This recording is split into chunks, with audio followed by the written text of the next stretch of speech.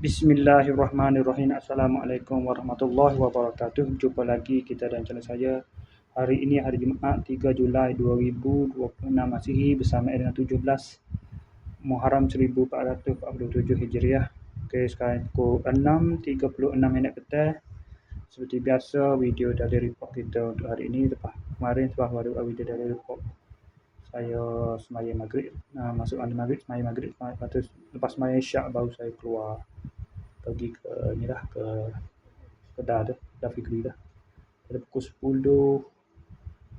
10 minit malam baru keluar. Lepas tu biasalah main Facebook gitu, main internet siapa kau tu lah. Dan sempat upload beberapa video. Pukul 12.10 baru balik ke rumah. Tidur pada pukul 1.30.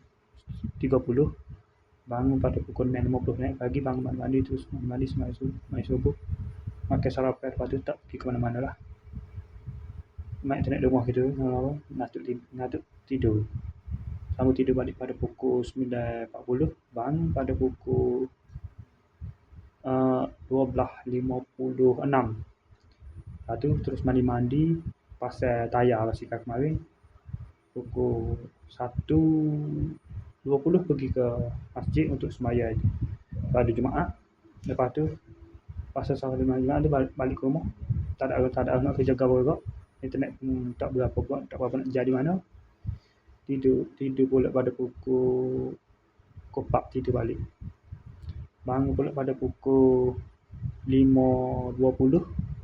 Bangun mandi sembahyang asar. Mandi tu maya asar tu tak di saat ni baru dalam pukul 9 baru maya asar. Adik bangun tu adik main benda lain dulu. Makan ke apa. Makan durian, makan motel apa ni. Obat. Lepas tu pukul 9.30 ni tu main sini. Lepas tu pukul 9.30 ni terus buat video dari report ni. Okey, saya sekadar itu saja untuk sesi video dari report kita untuk hari ini. Assalamualaikum, jumpa lagi. Bye.